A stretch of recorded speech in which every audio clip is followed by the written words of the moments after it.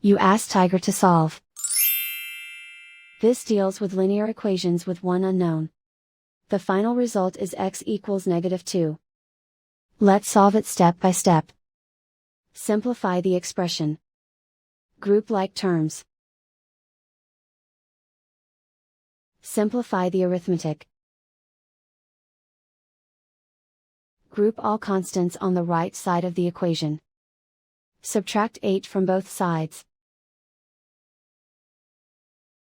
Simplify the arithmetic.